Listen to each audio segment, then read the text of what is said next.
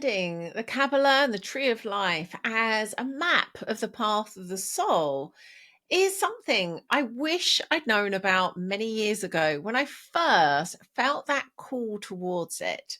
So, if you, like me, have had this curiosity about the Kabbalah but have been perhaps put off by its complexity, or indeed its kind of celebrity connotations, the red threads around the wrist, or the way it's often interwoven with other esoteric traditions, or, for example, Masonic orders, my sense is this is a conversation that will show you a side of the Kabbalah that is actually really relevant and relatable for any of us on the path of the soul.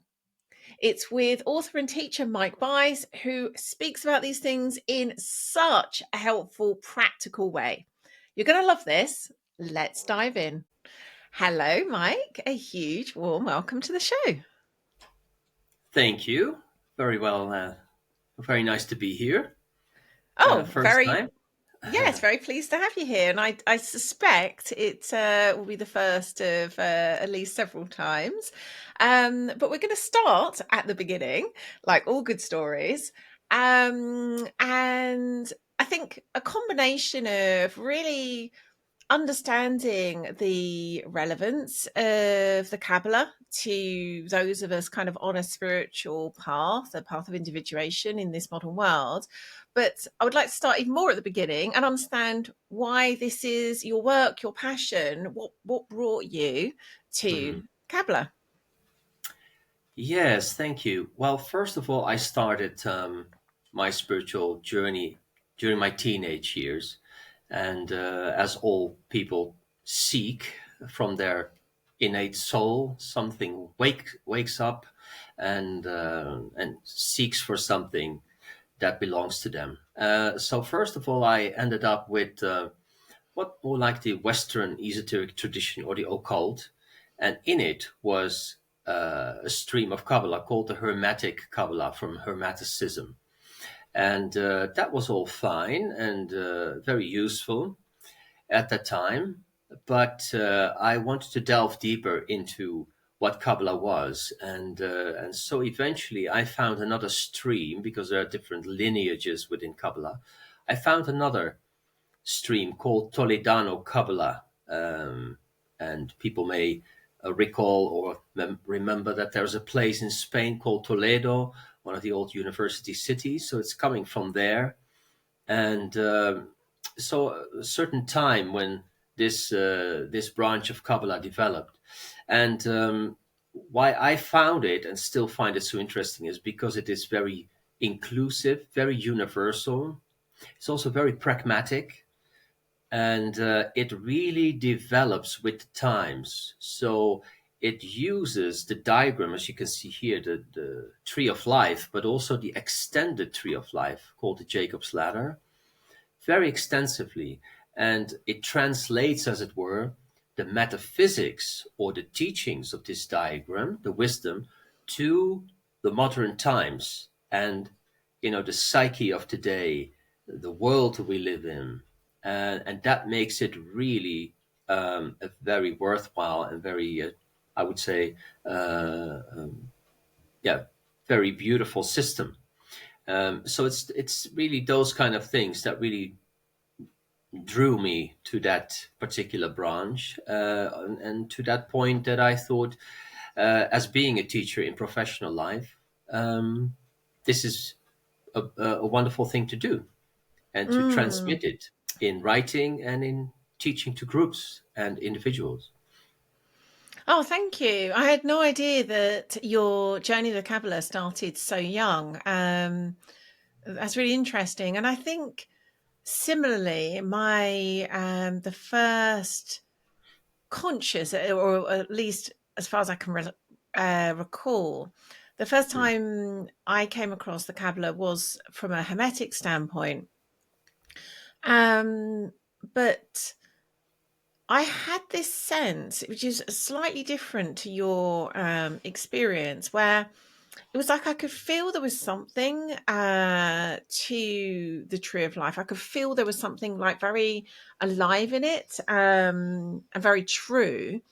And yet I didn't feel this call to go deeper via the sort of hermetic lens. It was like a bit mm, of a, I have a sense, and there was also definitely some resistance in me because I could feel the vastness. I was like, this is going to be potentially, yeah.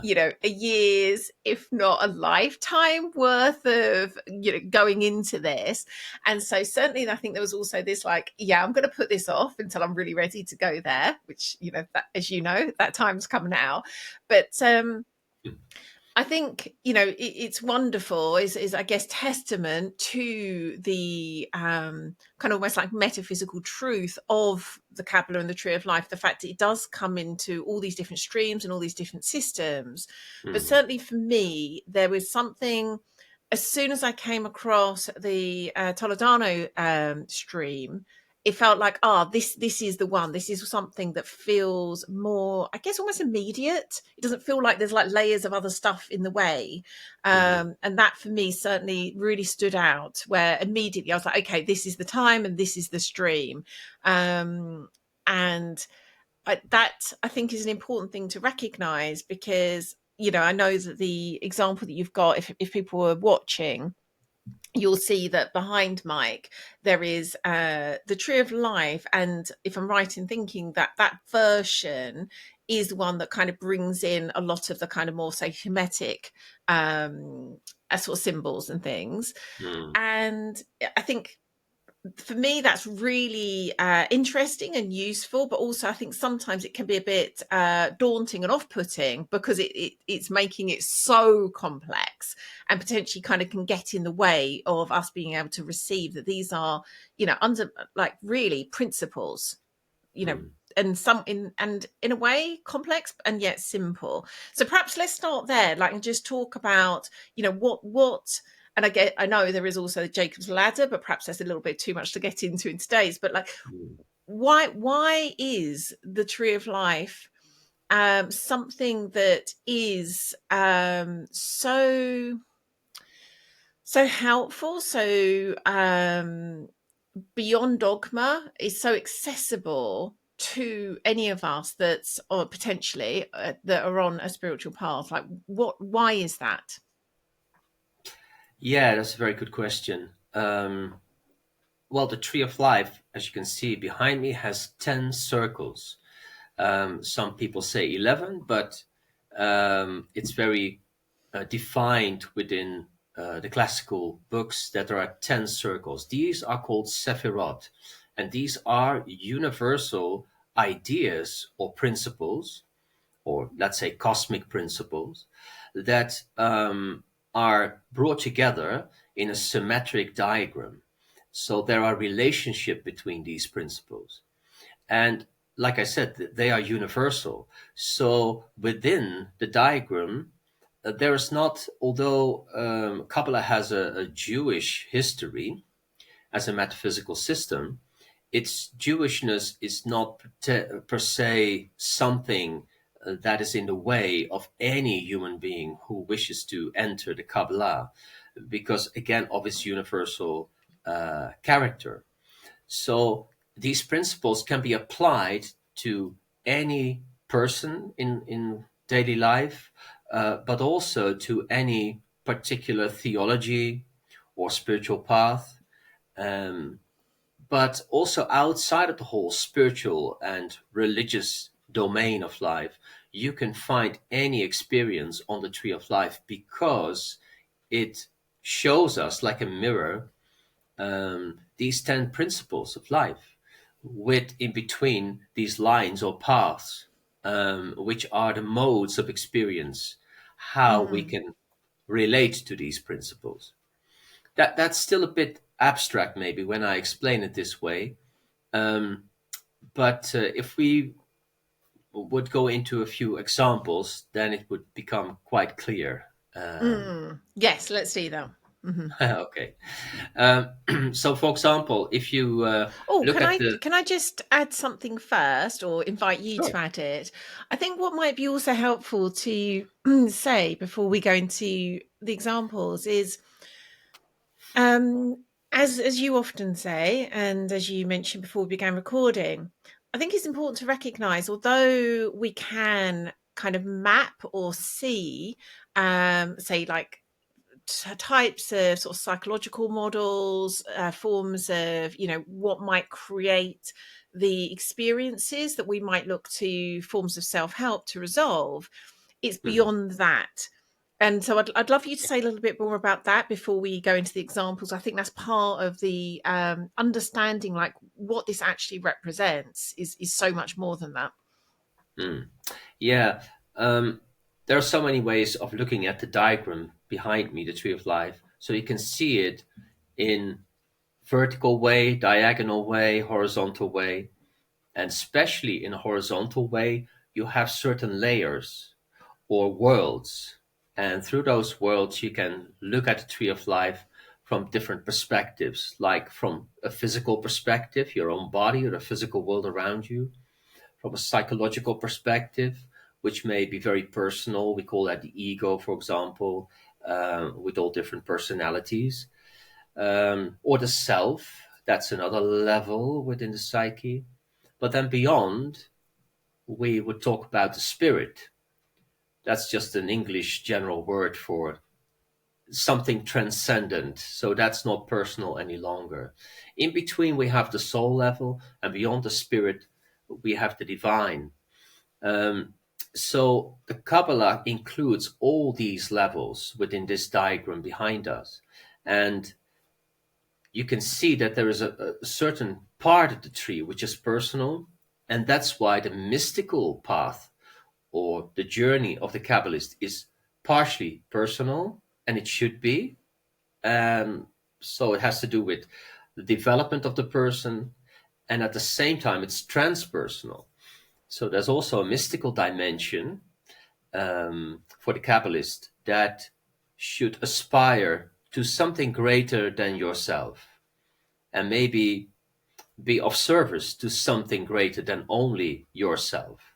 Mm, But that will show itself on each individual journey, because some mm, people need more time, of course, to work on the individual level, on the personal level, before they can really relate to something spiritual or even divine. mm. Yes, that really makes sense. And I think you've explained that beautifully. The I think the thing that really struck me about Kabbalah is that it. This is maybe putting it a little bit reductively or simply, but I'd love to Mm, hear your take on this. I think we can be very inclined in the West to think we don't have a kind of like system of, or a tradition or a path towards union. And so we can be very inclined, and again, not to make them wrong, but we can mm, be inclined to think, okay, we need to adopt more Eastern traditions, like, for example, Buddhism, yeah. because only they have that complete path towards what we might call unity. And what really both struck me, but also is what really called me to Kabbalah, is it is like really the Western tradition that we have, and if again, if it's aligned for us, it's all there. And I'd love to hear your sense of that, because I think that is something that I don't think is commonly known. Like, we have that here in the West. If it's aligned for us, we have a complete path here. No, exactly. That's true. And not just the Kabbalah, but there's so much more what that we call under the umbrella of the Western esoteric tradition. Mm, And although it may be confusing because of a lot of this started in the Middle East or in Egypt or in Greece, but still that falls under the same name of the Western esoteric tradition, because of a lot of mm, it, of course, also developed further down the road in Europe, in Spain and France, and well, basically everywhere, even here in Holland and Amsterdam. So, but Kabbalah is definitely the backbone, you could say, of the mm, Western esoteric tradition, and it's complete. So, like you said, in the late 60s, 70s, 80s, there were a lot of Westerners who thought, well, there's nothing here, so let's go to our Eastern brothers and sisters. And of course, well, why not? On the one hand, because those are beautiful traditions all by themselves. Um, but of course, there are also a few arguments why you would say, is it a good idea for the Western mind to engage with Eastern systems? Because the archetypal construction behind it, so let's say the gods, the goddesses, or the whole framework behind it, like a tree of life, it doesn't always match our psychology. Mm. So I'm not against it, but it's just you have to consider, I would say, if that is a good idea, especially when you mix them up. Mm. So yeah, and we don't have to. It's all there. But having Yes. said it, Hmm. Lian, I would say at the same time, an authentic way of for the seeker is to follow your heart. That's the most important thing. So Mm. if you're going east or west or both, or you're going north or south, doesn't matter. Do something that really resonates with you. Yes, I so agree. I so agree. And I think, again, if it for some people is aligned to Mm, follow an Eastern tradition, so this isn't at all saying that shouldn't happen or it's wrong. But for yeah. me, there definitely was this like, oh, this has been here all Mhm. along, and I didn't know that. And it would have been helpful to have known that. But again, all these things come in their own good time. For some people, listening to this is the first time they know that, and that will Or be aligned for them too. Anyway, I've taken us kind of right around the houses. Now come back to your suggestion of giving some examples of how this shows up on the Tree of Life. yeah. Yeah, and the other thing is that the problem we sometimes have in East and West, any tradition, is how does the tradition stay alive and healthy and do its job, which is to relate, let's say, the inner worlds or inner realities with the human being of today in the Mm, 21st century. And we had that problem in East and West, especially, of course, the church had problems, and still they have that problem.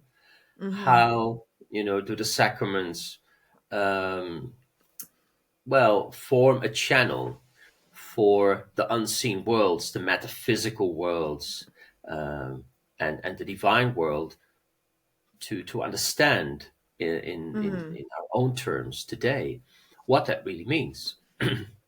And I think that Kabbalah has done, especially the Toledano tradition, especially the works of Zev Ben Shimon Halevi in the 20th and 21st century. He has done an amazing job with,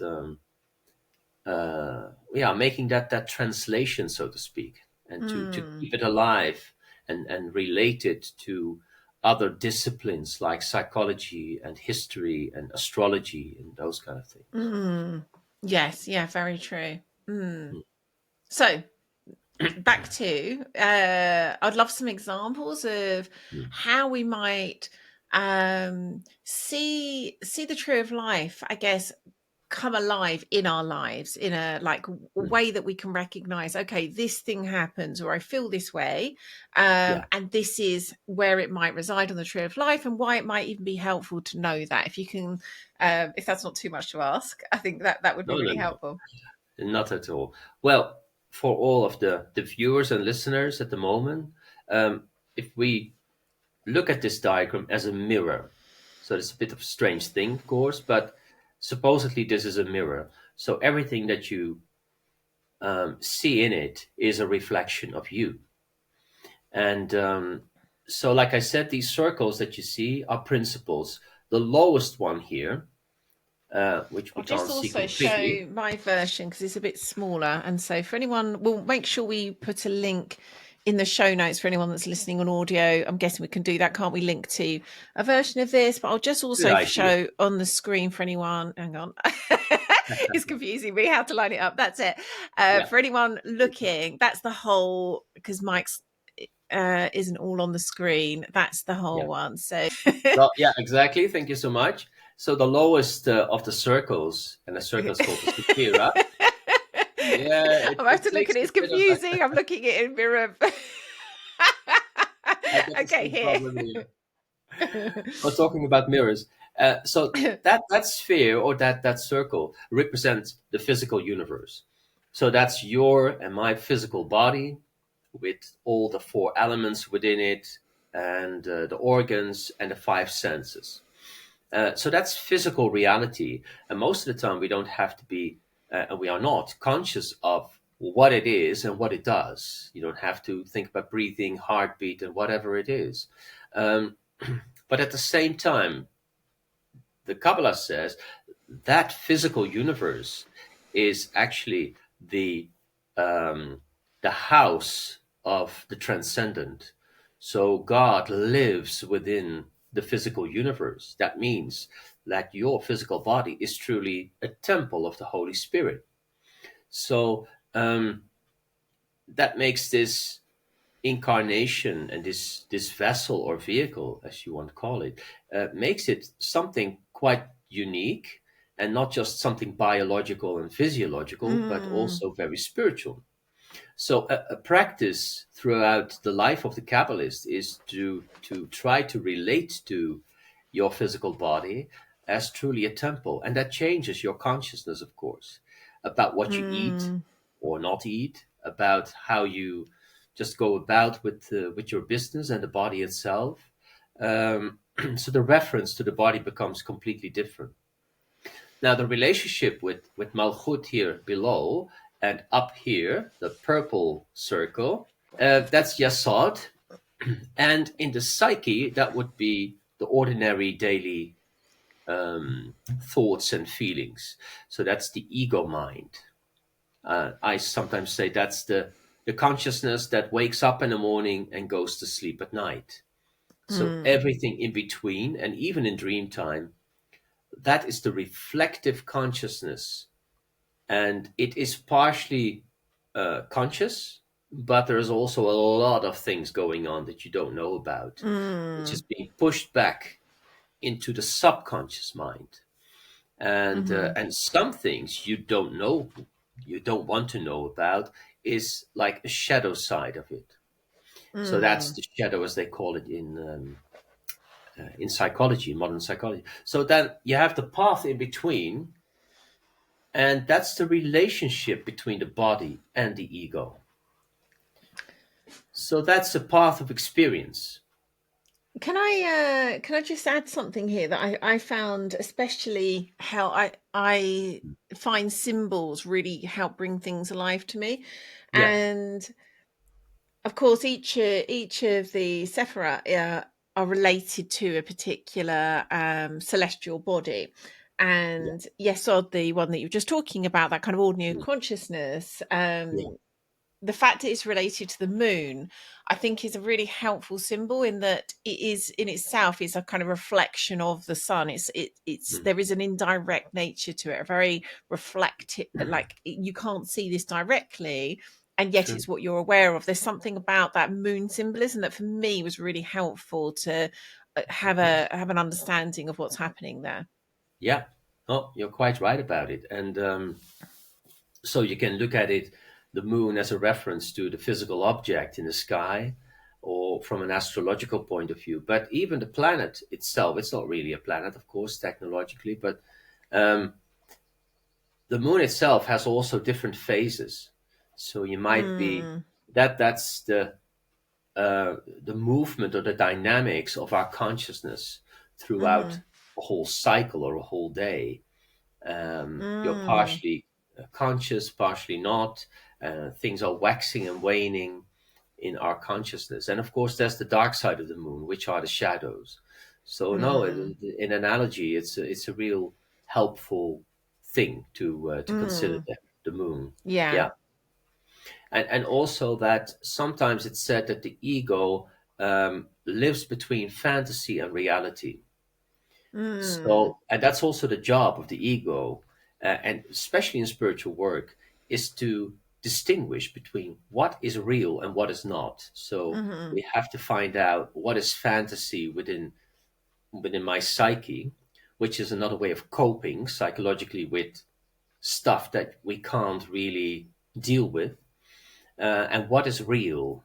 And that's also one of the psychological tasks of the Kabbalist is to become more real and to Mm, come and grow out of that world of sometimes called enchantment and fantasy. mm. Hmm. Yes. It's Yeah, interesting, isn't it? Because um, words like this, like enchantment, yeah, um, which is probably one of my favorite words, actually. mhm, And on the one hand, I think I only posted something early this week that was quoting Jung. There's something like enchantment is the oldest form of medicine. yeah, Um, but there is, of course, a kind of unconscious enchantment that we're, all in as humans, where we, as you say, as we're on this path, we are enchanted by the way that we are moving through this physical world, unaware there's anything else going on. And yet there is as far as I would use the word, there is also a conscious way of kind of like being enchanted to engage with the world as if it is all divine, as if there is like magic woven into everything, which to mm. me is a kind of different way of using enchantment and using that word, and it being this conscious enchantment. And to me it's like our birthright to like fall back into the the reality of enchantment, if that makes sense. Yeah, definitely. Yeah, no, I know exactly what you mean. Um, Enchantment on this level of the psyche, it means to, um, yeah, again, to distinguish or to discern between what is reality and not just the reality around you, but also psychologically what is real. Hmm. Excuse me, and what is a construct, maybe not only of your own psyche, but how the environment and culture has influenced you and shaped you on the inside, because that's a Mm, large part of what the ego is.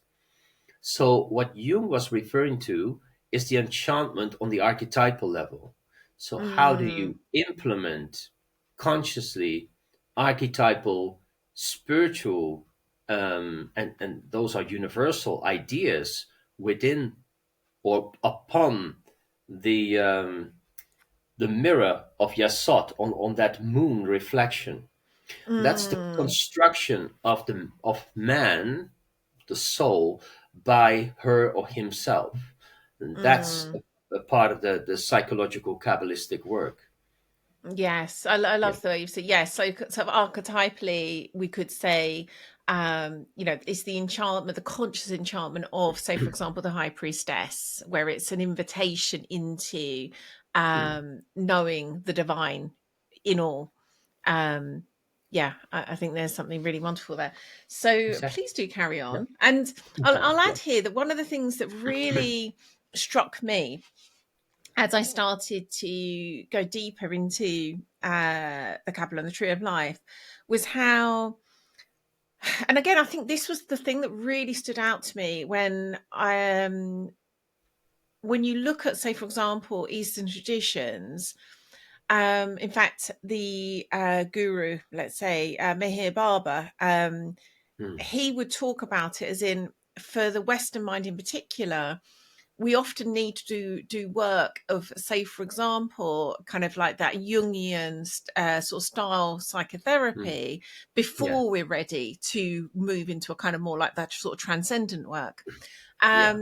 And so what really struck me when I started to dive back into the Kabbalah was like, oh, that work, that kind of like how Mm. Jung talks about these things, that's here on the tree.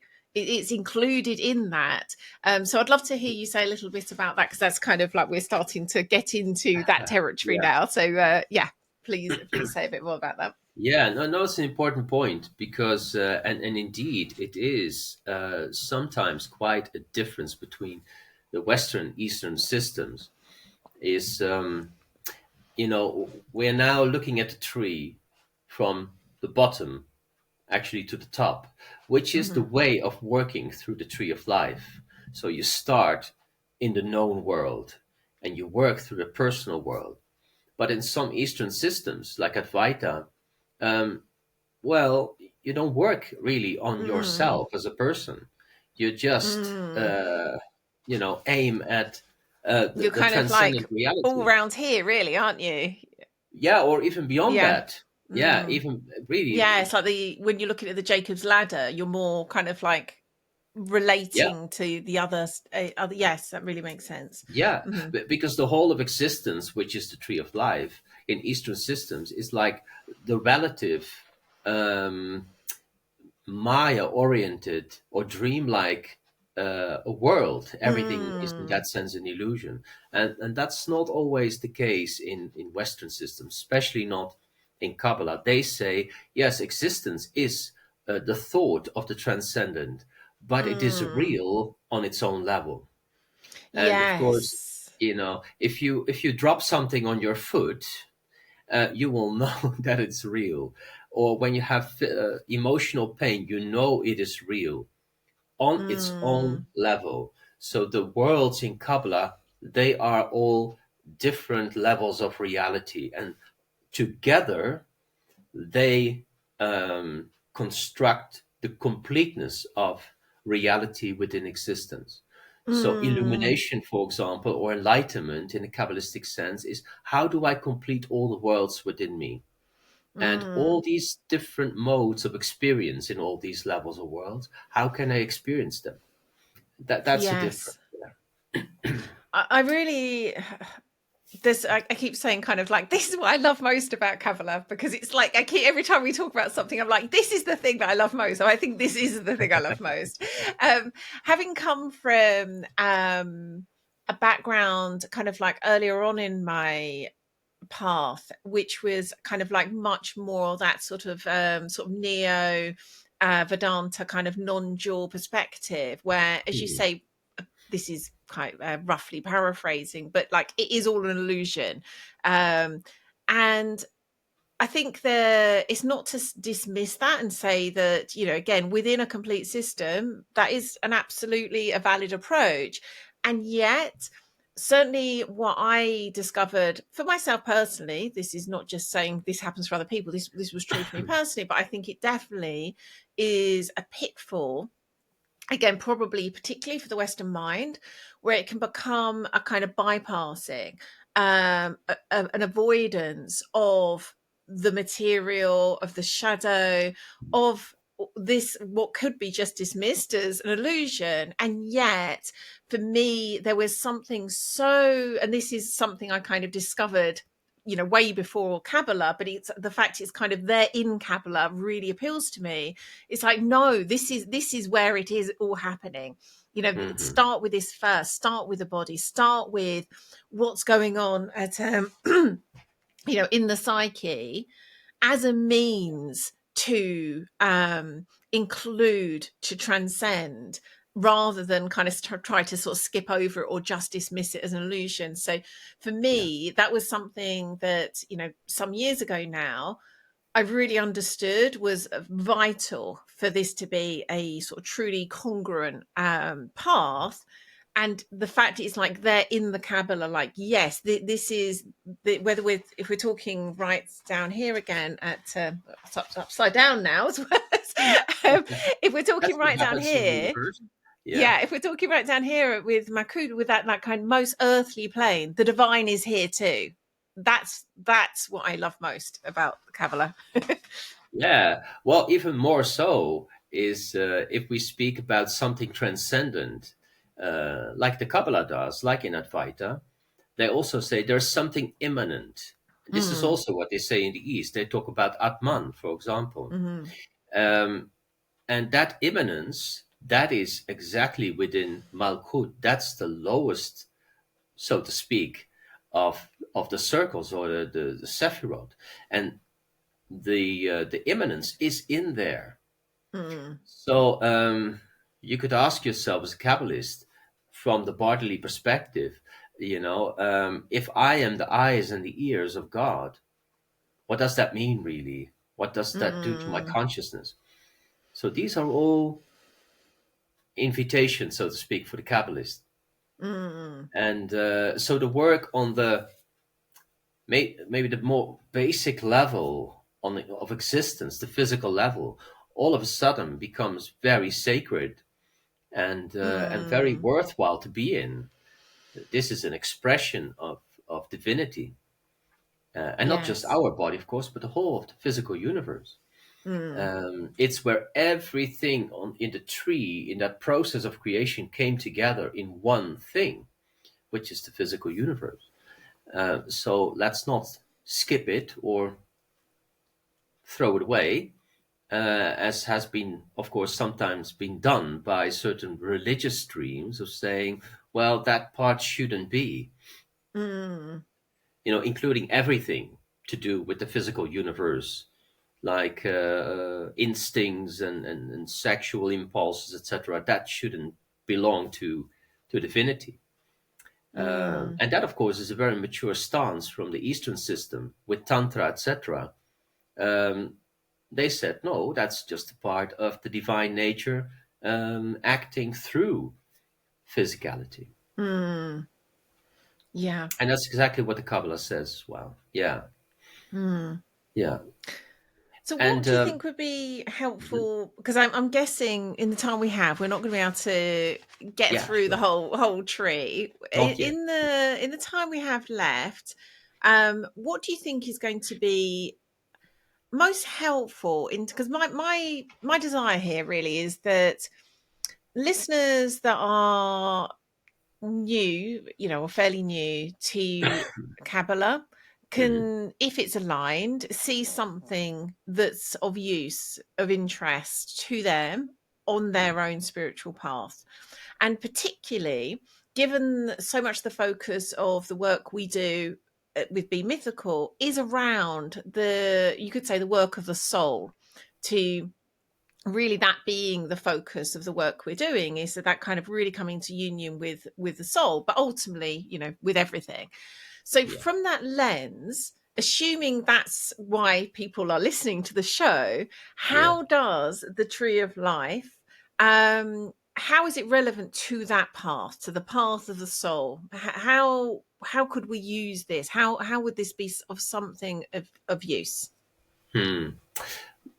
Well, we didn't start with what Kabbalah actually means in the sense of, the word Kabbalah, Hmm. um, which means a few things, but one of it is to listen or to be still, to be available, and and these things apply to the whole being, not just to the ears. If we say listen, it means to be very attentive with your whole being.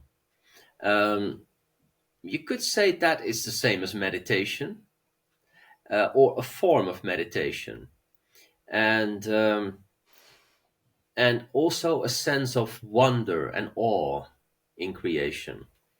That's how I start for the last 15 years with groups. Every time they gather together as a group, I never skip this part. And anyone can practice this, even if you don't like meditation or you find it very difficult, because you can also do it with your eyes open. Just walk outside and see if you can invoke within yourself, call inwards a sense of wonder and awe, as if this is the first day that you are alive again. And don't just assume that there are clouds or the sky is blue or the grass is green, but just look at it again. That is Mm, really a starting point for the Kabbalist again and again, is to let creation speak in its own terms, not how we interpret it. And mm, and you can just sit on a bench in a park or walk on the beach or in the city, and take this idea on board and see what it does. I find that a very profound practice in itself, mm, and it's doable for everyone. mm. Yes, I really love that. And I know when I joined you for a workshop, that was very, an important part, an important stage, that kind of opening up, that invocation, which Yeah. I think that's really beautiful. I do, however, feel like you didn't Hmm. answer my question. Go ahead. Try again. If I could bring you back there. I'm not So trying to be obnoxious. It's just no, that I, I know you're not. I know you're not. And yeah. I love what you said. So um again, for if the reason someone's even listening to the Be Mythical show at all, Yeah. um, is because they are interested in this path of the soul, and all the different ways that we can do that work, be on that path. Mhm. How specifically can one find the Kabbalah helpful on that path? How is it relevant Ah. directly to that path of union with the soul, let's say? Mm. So take two. Yeah. Um, well, what I have found also from teaching is that first of all, people become self-aware. So they really find through the Kabbalah and reading, studying, meditating that they become self-aware and that they have a choice. So life doesn't happen to them, but they can find that they can choose not only what they want to do, but also who they wish to become. So you have a saying in your own fate, so to speak. How do you want to develop? And of course, the tree gives us loads of clues how to do that. Mm, So you're not a victim, so to speak, uh, of some random fate, but you can really co-create and and make the being of yourself that you wish to be. mm. Yeah, there's something as you were talking now, it's like it even though there's a kind of paradox here that this is Mhm. ultimately all personal. It's a personal path. Like Mhm. no, there aren't a set of rules. This is very much something that we engage with personally. And yet, I think there is something about the fact this is just a impersonal set of principles that apply to all of Yeah, us all the time. I exactly. think there's something in that that invites us beyond that. As you said, it's like it feels like there is an invitation beyond being this victim to kind of what's going on inside us. The very fact this is like an impersonal set of principles kind of invites us into a perspective where I think there's a sort of some spaciousness created. Yes, exactly. Very much. No, you're very right about it. The principles on the tree are impersonal, but a part of us who has been created or shaped through life is personal, but it comes out of the principles of metaphysics. And we all use them, even if we have no clue about them. I mean, the whole human history has shaped itself, and we were born and raised in a family. And well, with all respect, but most of our parents don't know about how they form and create their children, but they do. Mm. The ego is a construct, maybe, of the outside things that came I think people have got a inside of clue us. how they create children. Well, first of all, Maybe if you you missed don't, that lesson, Mike. no, but I mean to say, of course, you understand me. It's if you don't understand the basic ingredients of how to create something, the Sephiroth on the tree, yeah, you don't know really how you create things or how you bring about things in life. But if you start to understand this, you can even reshape and rebuild also parts of your own interior psyche. And Mm, something I want to emphasize, it doesn't mean that the ego is something like in Yesod here on the tree, is something that is bad or shouldn't be. Not at all. You don't have to become a different person, but it's good that we become complete as much as we can and balanced. Because mm, Yesod in Hebrew is called foundation. So it's a foundation for growing up and entering further into the tree. Mm. So to have a proper work on that ego is an important thing to do. Yeah. I actually I feel like this would be a really good place to complete on this episode at least. Um Yeah. would you just say a little bit more about how I'm going to do a kind of very rough job of this with an invitation for you to do a better one? Yeah. How, for most of us, until we start to consciously be on a path of union, let's say, we are kind of like mostly just sort of unconsciously sort of in this lower triangle Mm. where we are kind of like have this sort of semi awareness of what's going on, but we're really only aware of what's going on in this lower triangle at most, and even only part of what's going on in the lower triangle. And it's Yeah. really only as we start to consciously be in this work that we start to move into other parts of the tree. I'd love to hear you say a little bit more about that, because I think there is something so helpful to recognize that what most people are aware of is such a small part of what's actually going on. If you would Mm. be able to pick the baton up and do a better job of that than I just did, please. No, not at all. But yeah, that lower part of the tree of life, which is like a kite shape here, that's the natural part. And you have also a higher kite form up there. That's the lower phase. But anyway, in the lower part, that's the natural part of our incarnated being. That has three levels, which is mineral, vegetable, and animal level. And again, most of the time we are not conscious of how that operates within us.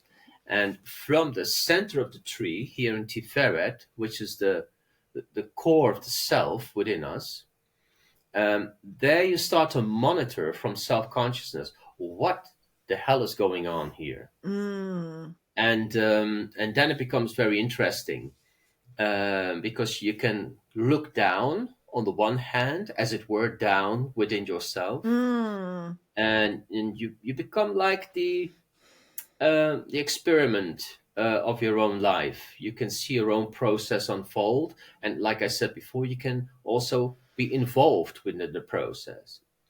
At the mm, same time, from Tiferet, you have also a growing consciousness, but it has to develop. We can talk about that more another time. Uh, into unseen realms, which we call mm, simply the spirit for now. And how do these realities connect with each other? mm. And of course, that's possible. Yes, and I think there's something so I guess relatable is maybe the right word. You know how you were saying with Tifereth being kind of above where you are kind of looking down.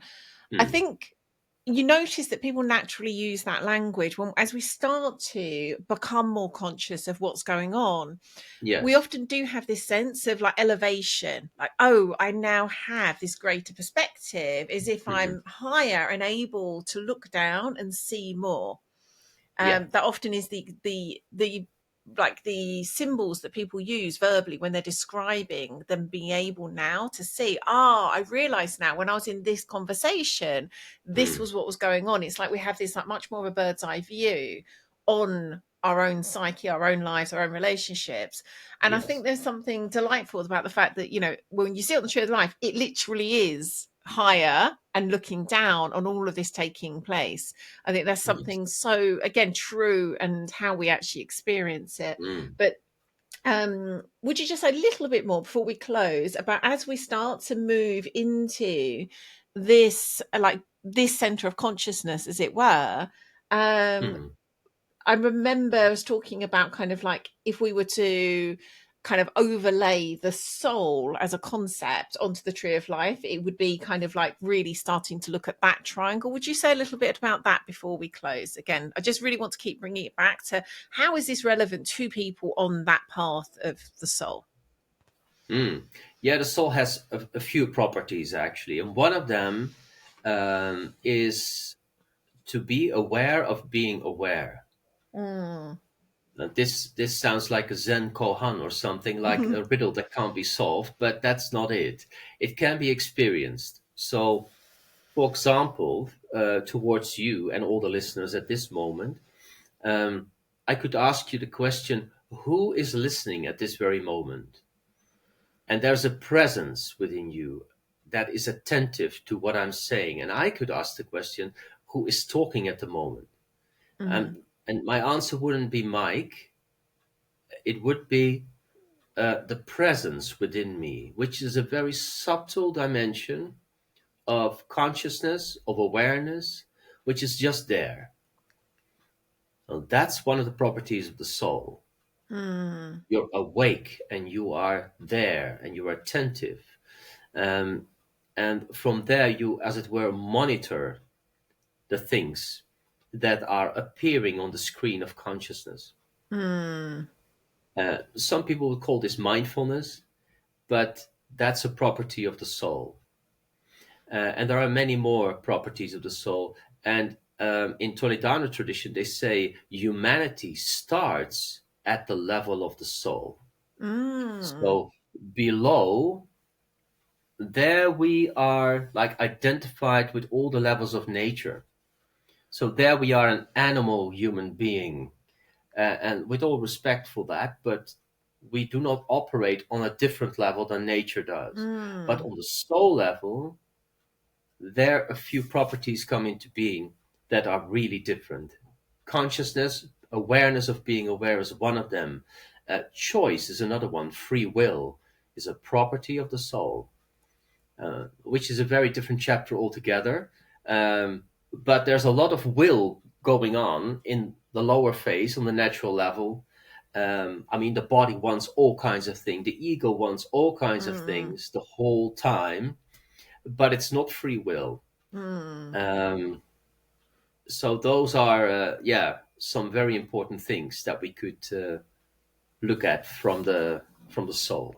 Yeah. Oh, wonderful. Thank you so much. I know that we've done a kind of whistle stop tour and really only done a whistle stop tour around part of the tree, but I Yeah. really, Well. again, felt that I wanted to, there isn't a way of making this complete, but at least my intention, I think it has been, my sense is it's met, provide anyone listening with a kind of sense of like, this is a doorway and this is kind of the rough sort of shape of the doorway, if it's something that's soul aligned for you. And I think that's what we've done. But again, I think let's come back and do more episodes and bring this even more to life in future.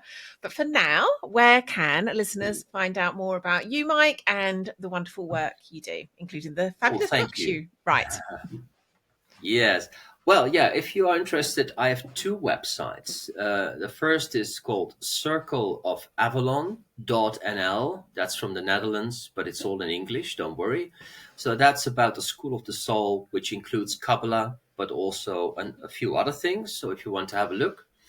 And the other website is Pure Kabbalah. It's called KabbalahMysticalSchool.com. And you can also see all the teaching activities that are coming in the future.